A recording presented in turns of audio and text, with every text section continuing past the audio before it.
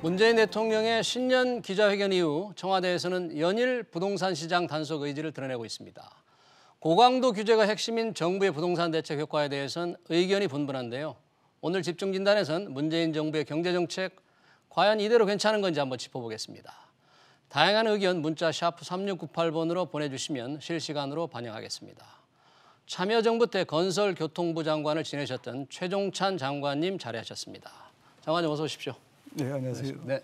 장관님 요즘 그 건전재정 포럼 대표를 맡고 계시잖아요. 네. 건전재정 포럼이 뭔지 좀 잠깐 시청자들에게 설명해 주실까요? 네. 건전재정 포럼은 네. 지난번 대통령 네. 박근혜 대통령 당선될 그 선거 때 네. 정치권에서 하도 이렇게 재정 포퓰리즘적인 공약 같은 걸 많이 하니까 네. 우리 재정 걱정하는 분들이 네. 이대로 돼서 괜찮겠느냐, 네. 우리 사회 문제를 좀 제기를 하고 경종을 좀 높이기 위해서 재정학자들 네. 또 정부에서 이 재정을 담당했던 분들 또 네. 그런 걸 취재했던 언론인분들 네. 한 100분씩 해가지고 한 300명이 발기인으로 해가지고 그때부터 만들어가지고 지금까지 우리 재정 낭비 내지 포퓰리즘에 대해서 경고하는 뭐 세미나라든가 네. 그런 걸 하고 있습니다. 국가 미래를 걱정하는 분들이 이제 모였군요. 그렇습니다. 네. 자, 저희가 오늘 이제 부동산 대책을 포함해서 문재인 정부의 경제 정책을 한번 살펴볼 건데 요즘 부동산 대책이 워낙 핫해요. 그리고 신년 기자회견 이후에 워낙 고강도 대책이 나오는데 뭐 이제 부동산 주택거래 허가제까지 나왔다가 얼른 이제 정부가 네. 접었긴 했는데 왜 이런 정도까지 지금 정부의 정책이 가고 있는지 장관님은 어떻게 전반적으로 이게 평가할 수 있겠습니까? 뭐 아시는 것처럼 네. 정부가 이렇게 관심 갖는 거는 지금 부동산이라 그러지만 실제로 초점을 맞춰 보면은 이제 네. 아파트 아니겠습니까? 그렇죠. 그것도 수도권에 네. 아주 양질의 강남이라든가 주거 지역이 좋은 지역의 아파트 네. 가격이 올라가는데 네. 거기에 대해서 이제 정부가 이게 아마 네. 파급 효과도 크고 하니까 네. 그걸 잡기 위해서 노력을 하는데 너무 어떻게 보면은 이것을 경제 원리로 잡으려고 그러질 않고 경제 원리라면 이제 수요 공급 원리 그렇죠. 그걸 말씀하시는 예, 거죠? 모든 물건 가격이나 네. 마찬가지로 네. 아파트도 수요 공급에 따라서 수요를 줄이고 공급을 네. 늘리고 그런 대책을 해야 되는데 지금 보면은 너무 규제 위주로 하고 네. 또 어떻게 보면은 경우에 따라서는 이 좀 정치적인 그런 네. 저 성격도 좀 있는 것 네. 같기도 하고요. 그렇게 해서 네. 지금 정부가 두더지 잡기 식으로 열심히 하는데 네. 잘 안 되는 것 같습니다. 근데 이제 지난해 12월 16일 날 나온 대책이 굉장히 이제 강도 높아서 한 달 정도 되니까 약간은 효과는 있는 듯한데 이게 장기적으로 지속 가능할 수 있을지 그걸 좀 걱정하는 분들은 있어요. 지금 정부의 대책은 네. 제가 이렇게 그 네. 요약을 해보면은 조금 전에 말씀드린 것처럼 아파트 가격이 안정이 되려면은 네. 수요가 줄고 네. 또 공급은 늘고 그렇죠. 그렇게 돼야 되는데 네. 정부 대책은 지나치게 네. 수요 억제 쪽에는 여러 가지 대책이 많은데 네. 주로 그쪽 정책을 많이 네. 하고 공급 증대 쪽은 오히려 안 하는 정도가 아니라 네.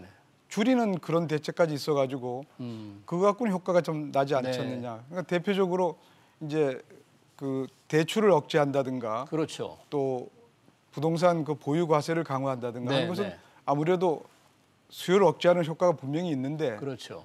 예를 들어서 재개발 재건축을 규제한다든가 지금은 강력하게 지금 규제하고 그렇죠. 있는데. 네. 분양가 상한제를 민간 네. 택지 아파트까지 이렇게 광범위하게 확대하는 네, 거는 네. 그거는 따지고 보면은 공급을 억제하는 거거든요. 네. 그러니까 지금 공급이 늘어나야 할 시기에 네, 공급을 네. 억제하면은 그거는 문제를 더 네. 복잡하게 한다.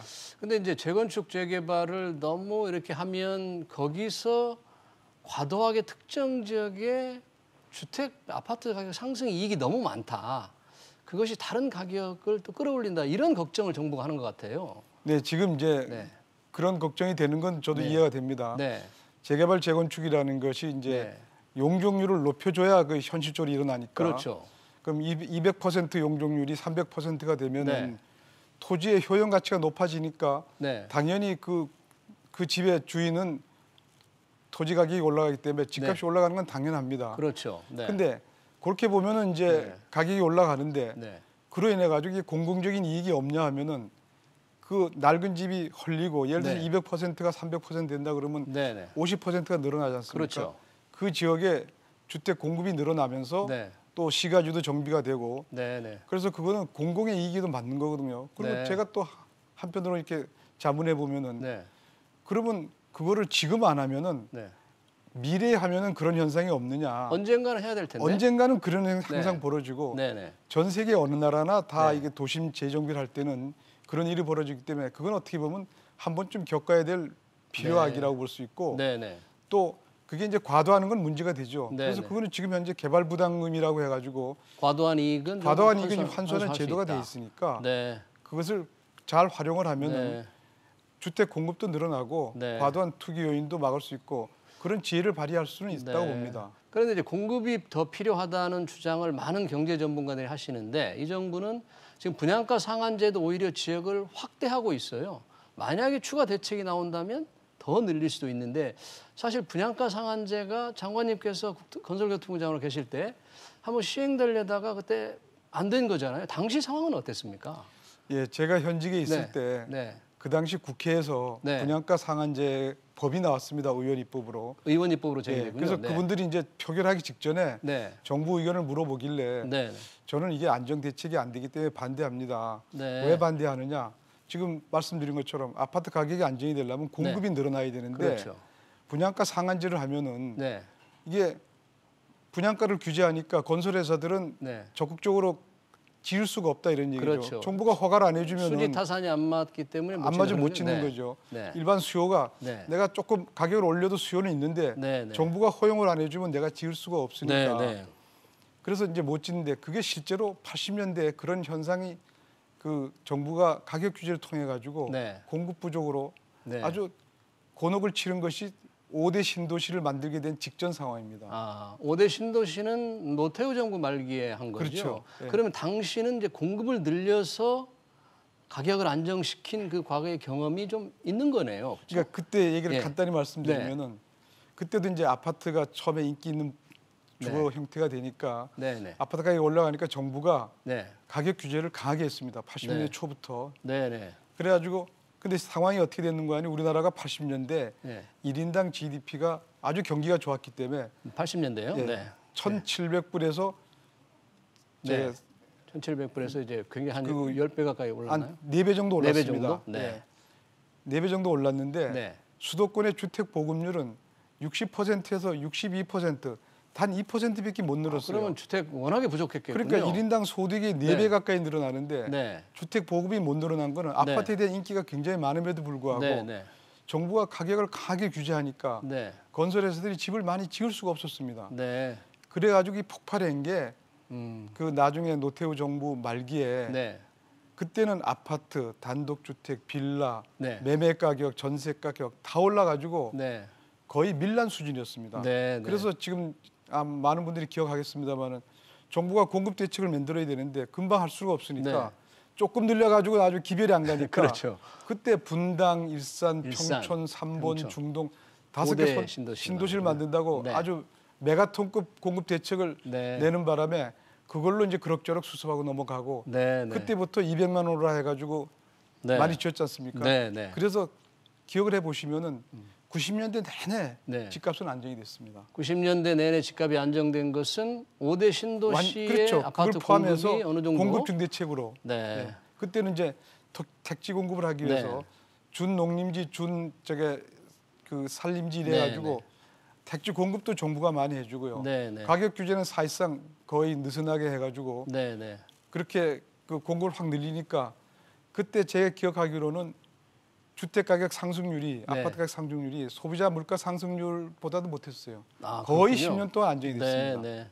그러니까 결국 네. 이것도 다른 물건과 마찬가지로 수요 네. 공급의 원리에 충실한 것이 정도다 이런 생각이 듭니다. 그런데 이제 이 공급이 필요하다는 지적에도 불구하고 이 정부는 아파트는 땅과 좀 비슷하게 다른 물건과 달리 공급하는 데는 좀 제한이 있기 때문에 어느 정도 정부의 이 규제가 좀 필요하다는 게 이 정부의 정책적 기본 어떤 철학 같아요. 그래서 이렇게 공급 증대에 조금 소극적이지 않나. 근데 네. 지금 땅 자체는 공급이 안 되지만 네. 지금 용적률을 높이는 네. 자체는 그게 공급이 되는 거 아닙니까? 네, 네. 그렇게 하고 과거하고 달리 지금은 도심 지역이나 이런 쪽에 네. 노후주택이 굉장히 많습니다. 네. 20년, 30년 전에 그 당시는 재개발 재건축을 활성화할 수 없었는 게 네. 그런 집들이 없었는데 네. 지금은 어차피 재개발, 재건축 할 수밖에 없는 집들이 네. 굉장히 많고 네. 그 지역들이 도심이라든가 네. 아주 인프라가 잘 된 지역이 있는 게 많단 말이죠. 네, 그걸 네. 언제까지 방치하겠느냐. 결국은 그 지역을 재개발, 재건축을 해야 되는데 그거를 지금 뭐 솔직히 말해서 거기에 있는 분들이 이 네. 투기꾼 같은 사람들 아니냐. 네, 이걸 네. 허용해 주면은 네. 이게 정부가 이거를 저기 합법화해 주는 모양새가 되니까 그렇죠, 그렇죠. 좀 약간 그런 감이 네. 있는데 네. 제가 말씀드리고 싶은 것은 그럼 언제까지 막아두겠느냐. 네. 네. 그럼 결국은 해야 네. 되는 것이 또 공공의 이익에도 맞는 거 아니냐 이런 얘기입니다. 그런데 그 양질의 좋은 곳에 좋은 아파트, 좀 더 좋은 곳에 살고 싶어하는 이 주민들의 욕구를 해소할 수 있는 현실적인 방법은 재건축, 재개발을 좀 완화하는 수밖에 없습니까? 그러니까 제가 볼 때는 네. 이제 한 두세 가지가 있는 게 네, 어떤? 재개발, 재건축이 네. 있고요. 네, 또 하나는 지금 이제 강남에 예를 들어서 집값이 올라가는 거는 네, 강남만큼 좋은 주거지가 없으니까 다들 글로 몰리는 거 아닙니까? 네, 그러면 예를 들어서 뭐 일산이라든가 다른 외곽 지역에 네, 그쪽에도 주거 여건을 좋게 해주면은 네, 굳이 비싼데 거기만 살 건 아니지 않느냐 이거죠. 네. 그래서 저는 좀 그 답답하게 생각하는 것이 지금 이제 대안을 좀 많이 GTX 마련해야 같은 돼요. 게 네, 이미 네. 계획이 돼 있잖아요. 그렇죠. 그럼 새로 지금 신도시를 만들 게 아니라 네, 기존에 있는 신도시 중에서 교통이 불편하고 이래 가지고 사람들이 불편하다 하는데 네. 그런 데를 GTX 같은 거 어차피 계획된 거를 빨리 네. 넣어주고 아, 그걸 좀 빨리 해서. 그렇죠. 네. 거기다가 이제 여러 가지 또 네. 학교라든가 네. 이번에 그 특목고라든가 자율형 사립학교를 다 없앤다고 그러는데 없앤다고 지금 발표해서 그런 거를 그런 지역에다 넣어줘 가지고 교육이 아니 오히려 있는 걸 없애고 있어요. 지금. 그렇죠. 네. 그러니까 제 생각은 그것 때문에 이제 강남이 더 올랐는데 네, 네. 그런 거를 지금 좀 외곽 지역에 있는 데다가 해주면은 네, 네. 사람들이 굳이 비싸게 네, 네. 왜 강남 지역만 살려 그러겠느냐. 네. 그런 것들이 보완되면은 네. 상당히 많은 부분이 해결될 수 있지 않느냐 그런 생각이 듭니다. 근데 기존의 신도시의 거주 여건을 훨씬 좋게 만들어서 수요를 강남의 수요를 좀 분산시켜야 된다는 그렇죠. 말씀이시잖아요. 예. 근데 정부는 오히려 3기 신도시를 만들겠다고 했어요. 예. 그쪽 수요를 분산시키기 위해서. 예. 그 대책은 어떻게? 전 그거는 조금 저게 문제가 있다고 봅니다. 어떤 면에서 문제가? 왜냐하면 지금 전에 말씀드린 네. 것처럼 예를 들어서 네. 일산보다 가까운 데다 3기 신도시를 한다 그러지 네. 않습니까? 네. 그럼 일산에 있는 사람들이 집값 떨어진다고 지난번에 데모도 하고 지금 그러던데 그렇죠. 그리고 새로 지금 허벌판을 네. 또 새로 만들어야 되는데 제가 말씀드린 것처럼 네. 일산을 활성화하면은 안 네. 만들어도 되고 또 하나는 옛날보다 여건이 많이 달라진 게 네. 우리가 저출산 고령화가 이제 본격적으로 접어들고 있는데 워낙 빨리 되고 있는 거죠. 지금 일본의 예를 보면은 네. 옛날에 만드는 외곽 신도시들이 네. 노령화 또 저출산으로 인해 가지고 황폐화되는 경우가 많습니다. 네. 그래서 지금 도심의 재개발 재건축 어차피 시간을 두고 많이 이렇게 공급이 되면은 네. 외곽에 있는 신도시들은 잠깐은 공동화된다 이거죠. 이제 외곽의 통통 튀게. 신도시들은. 예. 네, 네. 그러니까 그럴 가능성이 많은데 이제 새삼스럽게 네. 신도시를 더 만드는 거는 그 심사숙고해야 될 거라고 생각합니다. 그렇죠. 인구가 줄기 때문에 일본의 경우는 지금 신도시들이 네. 공동화돼 가지고 그냥 사람도 별로 안 살고 네. 인프라도 나빠져 가지고 그런 네. 데가 많습니다. 네, 그렇다면은 수요를 이제 분산시키기도 하고 또 서울의 좋은 지역에 오히려 아주 초고층 빌딩을 아파트를 허용해서 주변은 녹지 공간화하고 해서 공급을 좀 더 늘려야 된다. 이런 주장도 있는데 그런 저는 주장이- 그게 일리가 있다고 봅니다. 지금 네. 우리나라는 제가 알기로 네. 상업 지역도 네. 800% 용적률 네. 뭐 그 정도 아주 극히 예외적으로 한 1000% 주는데 지금 일본 동경 같은데 또 그 뉴욕 같은 데는 네. 2000%까지 이렇게 올라갑니다. 용적률이 예. 그러다 보니 아주 그냥 예, 그래서 스카이라인 용적률이 같은데. 올라가니까 옆에 공간은 아무래도 좋아지죠. 그렇죠. 그러니까 같은 용적률을 층고를 제한하면은 네. 옆으로 쫙 다닥다닥 붙어야 되는데 네. 높이 올라가면은 그렇죠. 옆에 시원해지니까. 네. 그래서 지금 서울시가 이 층고 제한도 좀 하는 것 같은데. 그렇습니다. 제가 볼 35층 정도로 딱 묶고 있기 그렇죠. 때문에. 그러니까 35층으로 네. 똑같은 네. 천편일률적인 그런 것보다도 지금 어떻게 보면 요즘 국가의 경쟁력이 어떤 국가 전체보다는 도시의 경쟁력으로 많이 나가거든요. 네, 네. 그럼 서울이 다른 네. 그 큰 도시와 경쟁력이 있으려면은 네. 그런 것들도 도심에 네. 어차피 인프라가 좋고 인력이 네. 많이 모여드니까 네, 네. 그것도 참고를 할 필요가 있다고 봅니다. 사실 말씀하신 대로 좀 뉴욕과 런던 같은 경우에는 뉴욕 같은 경우는 주변에 사실 넓은 땅도 있지만 굉장히 많지 도심에는 않습니까? 굉장히 예. 높이 허용을 예. 하는데 예. 저도 한번 국토부에 그런 얘기를 했더니 만약에 그렇게 높이 허용했을 경우에 교통 문제가 복잡할 텐데 그거 되겠느냐? 아니 근데 그거는 좀 분명히 부정적인- 따져봐야 네. 됩니다. 저도 뭐 재개발 재건축 네. 활성화해야 된다고 해가지고 네. 어느 지역에 용적률이 높아지면은 네. 그것 때문에 그 인근 지나다니는 교통이 네, 네. 나빠진다. 그렇죠. 그거는 안 되겠죠. 네. 그 지역을 위해서. 근데 거기에 대한 대책은 다 보완을 네. 하고 네, 네. 그런 게 다 충족되는 면에서는 허용해야 된다 이런 얘기죠. 네. 또 보완 대책을 만들면 되니까요. 네, 네. 그러면 결국 장관님은 이제 좀 공급 분야에서 조금 더 해서 시장 원리를 조금 존중하면서 대책이 필요하다 이런 거군요. 그렇습니다. 그러니까 네. 저는 이 경제 정책이라는 것이 네. 많은 분들이 주택의 경우는 다른 재화하고 다른 것처럼 자꾸만 얘기를 하는데 네. 제가 말하는 거는 네. 수요와 공급에 의해서 가격이 결정되는 원리는 네. 주택이라고 달라질 게 없다 이거죠. 이 정부는 좀 다르게 생각하는 것 같습니다. 그래서 그게 저는 네. 안타까운 게 네. 이 정부뿐만 아니라 우리 국민들이 많은 분들이 네. 주택은 의식주고 중요하기 때문에 그렇죠. 뭔가 달라야 된다고 주장을 하시는 분들이 많은데 네. 달라야 된다는 건 저도 이해를 합니다. 네. 정부가 그만큼 관심을 갖고 임대주택을 지어야 된다. 그 점은 네. 전 동의하는데 그렇다고 가격 메커니즘이 네. 이게 수요와 공급에 의해서 결정이 안 된다. 네. 예를 들어 원가에서 결정이 된다. 네. 예를 들어 원가 공개제도 그런 개념인데 네. 이 집의 원가가 얼마인데 왜 얼마냐 이렇게 그렇죠. 따지지 않습니까? 그렇죠. 근데 다른 물건들 그렇게 따지지 않잖아요. 네. 네. 왜냐하면 원가가 100원짜리라도 네. 수요가 많으면 300원, 400원 된단 말이죠. 다른 물건도 마찬가지로 주택도 마찬가지라고 봅니다. 원가 자체는 평당 1,000만 원이지만 네. 수요가 많으면 그게 3천만 원도 될 수 있다 이런 얘기죠. 그런데 네. 주택은 무슨 달라져 가지고 꼭 네. 그거는 거기다가 10% 마진 합치면은 1,100만 원이 돼야 된다. 네. 그 원리는 통할 수가 없다 이거죠. 저는 네. 시장 경제에서는. 약간 뭐 정치적인 이런 요인도 좀 가미된 것 같은데 이제 총선이 이제 4월 15일인데 여야가 부동산 대책을 놓고 전혀 이제 다른 주장을 하더라고요. 이번에 지금 더불어민주당은 예를 들면 종부세를 훨씬 더 무겁게 물려야 된다. 지금 3주택 이상을 5주택은 더 물리고 해서 더 강화해야 된다는 주장이고 자유한국당은 아니다. 재건축 재개발 규제 완화하고 분양가 상한제를 폐지해야 된다. 이렇게 해서 전혀 다른 주장을 하는데 국민들이 볼 때는 이거 어떻게 해야 될지. 제가 볼 때는 뭐 네. 어느 당을 네. 막론하고 간에 조금 전에 말씀드린 것처럼 결국 시장 경제 원리에 따라서 전 재개발 재건축이 그게 뭐 어느 당이 주장한다고 해서 그런 것이 아니라 네. 조금 전에 말씀드린 것처럼 네, 네. 지금 많은 국민들이 양질의 네. 주택을 살고 싶어 하는데 네. 그것을 공급을 정부는 최대한도로 늘려줘 가지고 네. 많은 사람이 그런 혜택을 받을 수 있도록 해주는 것이 맞는 거지요. 네. 그리고 종부세 같은 거 올리는 거는 전 뭐 보유가세를 좀 중과하는 거에 대해서는 네. 일리가 있다고 봅니다. 근데 네, 이번에는 이제 보유세를 조금 올리고 거래세는 조금 낮춘다는 원칙은 얘기했는데 거래세 낮추는 것을 실행되지는 않을 것 같아요. 예, 저도 이제 그 점인데 네. 그걸 동시에 해야지. 네. 거래세는 우리가 굉장히 높습니다, 세계적으로. 네. 보유가세는 낮은 셈이고요. 네. 그래서 그건 동시에 해가지고 네. 이게 국민들 무슨 세금 걷는 수단이 아니다. 그냥 합리적으로 고친다. 그렇게 하려면 이거 올리면 이거 낮춰져야 되는 게 맞고요. 네. 또 하나는 보유가세 중과라는 방향 자체가 일리가 있다 하더라도 네. 저는 예를 들어 강남에 네. 그냥 살던 사람이 앉은 채로 갑자기 집값이 올라가지고 보유가세가 높아졌는데 그런 사람들이 굉장히 많습니다. 예측 가능성이 있어야 된다 이거죠. 이 경제 네. 정책이라든가 세금은 네. 누구든지 자기가 네. 알 수 있는 범위 내에서 시작이 돼야 되는데 네. 자기는 그냥 살은 죄밖에 없는데 네, 네. 어느 날 갑자기 내라 세금 그러면 내니까.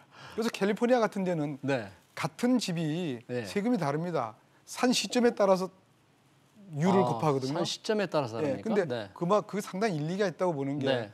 왜냐하면 지금 사는 사람이 세율이 1.5%다. 네. 그럼 그건 다 수용을 하고 사기 때문에 네. 그분들은 아니 난 몰랐다 소리 못 하잖아요. 네. 근데 30년 전에 네. 50만 원을 알고 살고 지금까지 살고 있는데 네. 갑자기 500만 원 내라 그러면은 네. 그거는 국민 생활 면에서 네. 아무리 명분이 좋다 하더라도 네.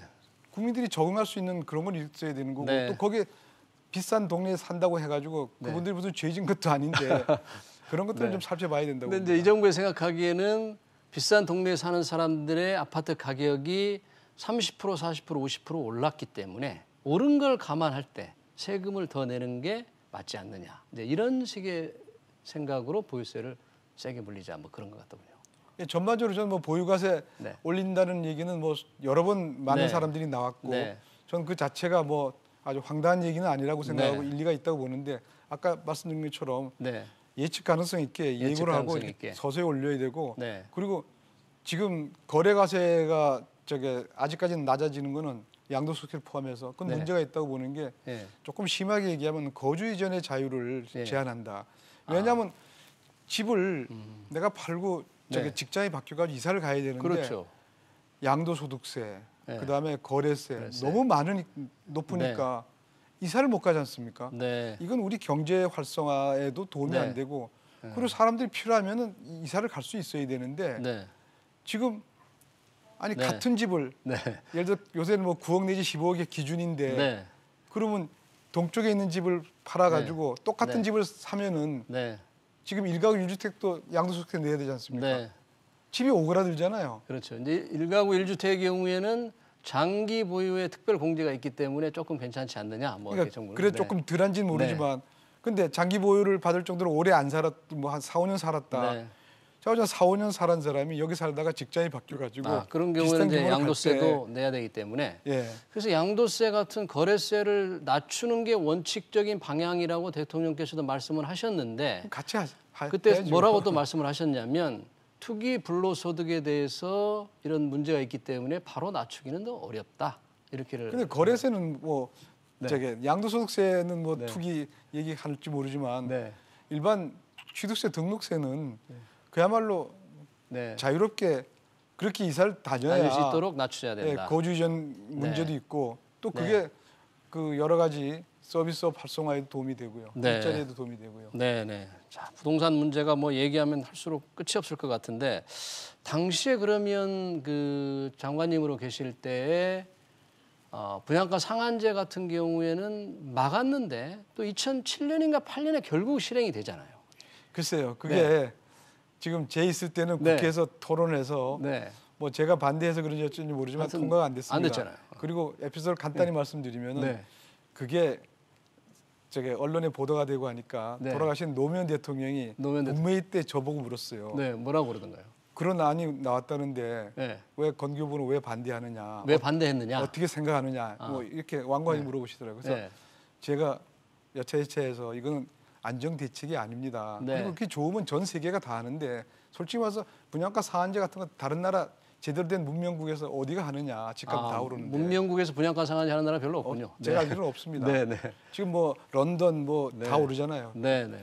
없습니다. 이랬더니까 노무현 대통령은 지금 많은 분들이 알려지기에 뭐 상당히 이 시장 반시장 그렇게 많이 알고는 있는데. 네. 그분은 뭐 듣니까 금방 납득을 하시고 그래요? 더 이상 제 재임 기간 중에 네. 청와대나 대통령께서 그 문제 갖고 얘기한 적은 들어 없어요. 지금 근데 문제- 그 이후에 아마 국회나 어느 분들이 또 네. 집요하게 네. 또 법안을 다시 또 낸 것 같아요. 그래서 그렇군요. 통과됐습니다. 제가 알기로. 문재인 대통령은 노무현 대통령 밑에서 비서실장도 하고 그랬는데 당시에 그런 정책 오고 가는 얘기를 많이 들으셨을 텐데 어떻게 이렇게? 글쎄요. 알겠습니다. 아마 그때 들으셨을 텐데 네. 지금 계신 분들이 전반적으로 지금 네. 정부에 있는 분들이 네. 전 지금 정부뿐만 아니라 소위 말해서 좌파 진보적인 정부들은 네. 시장 기능보다는 네. 국가 기능을 중시합니다. 국가 주도를. 정부가 뭐든지 할 수 있다. 뭐 이런 그렇죠. 식으로. 네. 그래서 저는 그럴 경우에 하고 싶은 말이 네. 정부는 만능도 아니고 네. 항상 선도 아니다. 네. 정부라는 게 솔직히 보면 공무원 아닙니까? 정부가 그렇게 우리가 한다는 게. 정부라고 하면 그걸 공무원을 얘기하는 거거든요. 그렇죠. 네. 그게 공무원이 네. 항상 판단하는 게 옳은 것도 아니고 네. 또 그분들이 모든 일을 다 할 수 있는 네. 툭하면 물가 같은 거 잡으려고 그러지 않습니까? 그렇죠. 그러니까 정부가 물가를 잡기 위해서 노력하는 건 좋은데 네. 네. 그거를 지금 말하듯이 공급을 잘해준다거나 뭐 네. 이런 식으로 개입을 하려고 그래야지 네.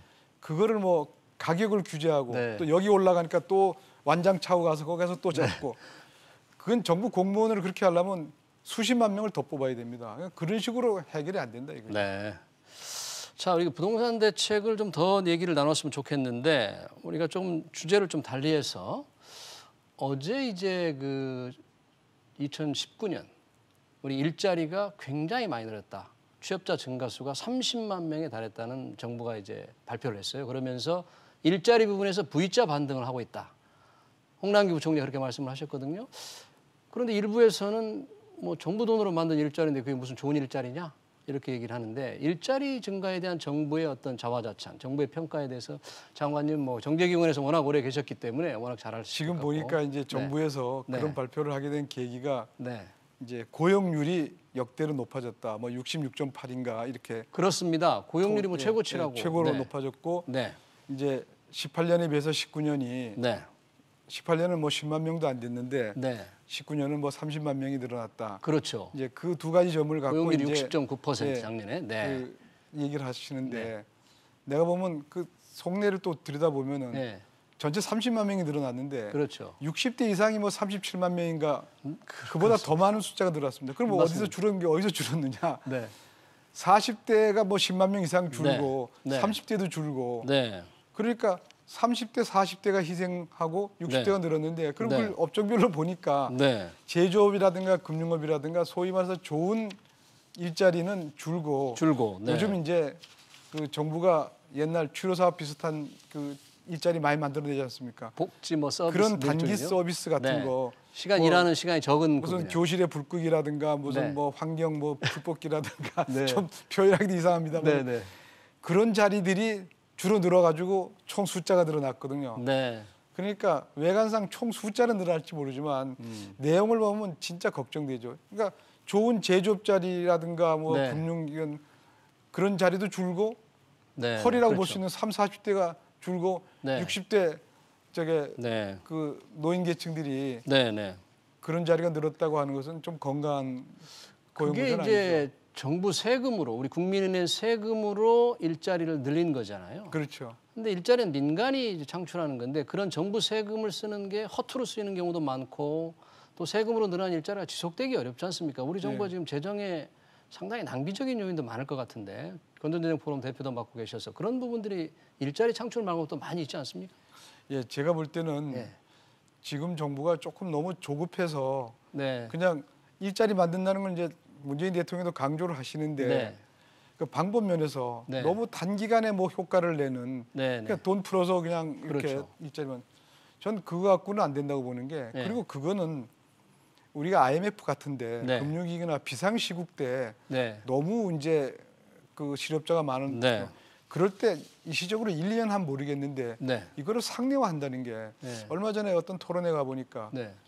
우리나라 재정이 지금 재정 말씀하셨는데 그 예산 증가율이 네. 경상 GDP의 2배 이상 넘어간 적이 가끔 한 번 정도 있는데 경상 최근 3년간은 성장률의 2배를 넘지는 않았단 말이죠. 네. 그렇죠. 그러니까 근데, 그게 네. 그 재정 역사상 네. 한 두세 번밖에 없었습니다. 그것도 네. IMF 때라든가 네. 그럴 때 비상사태 재정 같을 증가율을 때. 확 높였는데 네. 지금은 어떻게 보면 비상시국도 아닌데 네. 최근 연 3년간 네. 재정 지출 증가율이 경상 GDP 증가율의 2배 이상을 연 3년째 계속 넘어가고 있습니다. 네. 그러니까 이거는 비상시국이라 그러면 일시적으로 하는 건 그렇죠. 이해가 되는데 지금 그런 식으로 재정 운용을 해가지고 그것도 일자리를 네. 좀 제대로 된 무슨 기술 개발을 한다든가 네, 기업의 네. 투자를 촉진한다든가 네. 이게 아니고 네. 임시 방편으로 그렇게 한다는 것은 이거 언제까지 그렇게 할 거냐. 그렇게 좀 무슨- 되면 계속 세금을 더 걷어야 되는데 세금을 계속 거둘 수도 없고 결국 빚을 내야 되잖아요. 빚이 그렇죠. 계속 국가 빚이 늘어날 예. 수밖에 없지 않습니까? 예. 지금 국가 빚은 뭐 지금 어떻게? 금년에 네. 그 작년에 비해서 이제 예. 500 금년 예산 규모가 512조인가 그렇던데 네. 그렇죠. 작년까지는 그래도 네. 세수가 좀 좋았습니다. 네. 세금 거치는 게. 금년에는 완전히 이제 네. 빚내서 경제 운영을 하는 거예요. 네. 금년에 적자가 나는 게 60조입니다. 60조. 그러니까 정부가 국가. 60조를 빚내가면서 네. 그런 사업을 하는 거예요. 네. 그러니까 빚내서 그런 어떻게 보면 네. 임시적인 일자리 비슷한 거를 또 네. 복지를 늘린다든가 그렇죠. 그 복지 같은 거 늘리는 거는 어떻게 보면 그 아주 항구적으로 복지 제도가 들어가는데 네. 무슨 한번 늘리면 수당을 계속 올린다든가 들어갑니다. 하면은 네. 내년에 안 줄 수 없잖아요. 안 줄 수 없죠. 근데 그거는 결국 지출이 네. 영속적인 지출이라 그러면은 네. 재원도 영속적인 재원을 마련해 가면서 해야 되는데 지금 빚내서 영속적인 그렇죠. 지출 뭐 노인수당 높인다든가 네, 네. 고등학교 뭐 무상급식이라든가 네. 무상교육이라든가 네, 네. 이런 거는 참 앞으로 걱정이 그러면 됩니다. 그런 부분을 정부 돈으로 계속 할 수는 없고 뭔가 경제 활력이 좀 높아져야만 일자리가 늘어날 텐데 이 정부 경제 정책에서 지금 당장이나 장기적으로 꼭 필요한 정책 뭐 어떤 것들을 좀 주문할 수 있겠습니까? 그러니까 많은 분들이 지적하고 있는데 네. 지금 정부는 소득주도 성장이라 해가지고 정부가 돈을 풀고 네. 뭐 규제라든가 명령을 통해서 네, 활성화하는데 네. 근본적으로 저는 일자리 만드는 거는 기업이라고 봅니다. 그렇죠. 그러니까 기업이 일자리를 만들어야 되는데 그러면 네. 기업이 일자리 만들려면 기업은 그분들은 저게 투자를 하고 싶어하고 돈을 네. 벌고 싶어하는데 그것만 잘 여건만 마련해 주면은 네, 기업이 네. 활성화되는데 네. 그 점이 너무 아쉽다 이거죠. 네, 네. 그러니까 그 기업 활성화에 대해서 네. 뭐 규제 개혁이라든가 규제 뭐 혁신 노동 개혁이라든가 네, 그런 네. 걸 해야 되는데 네. 지금 정부도 말로는 혁신 성장이라 해가지고 한 대목이 들어가 있는데 네. 관심도나 이런 거로 보면은 네. 다른 뭐 적폐청산이라든가 뭐 네. 무슨 선거구제 개편이라든가 이런 데는 뭐 검찰 엄청나게 개혁. 네. 열심히 하면서 규제 개혁 같은 네. 거에 대해서는 참 의지가 별로 없지 않느냐 네. 안타깝습니다. 그래가지고 어떻게 좋은 일자리가 생길지 좀 걱정된다 네. 그런 말씀이시군요. 네.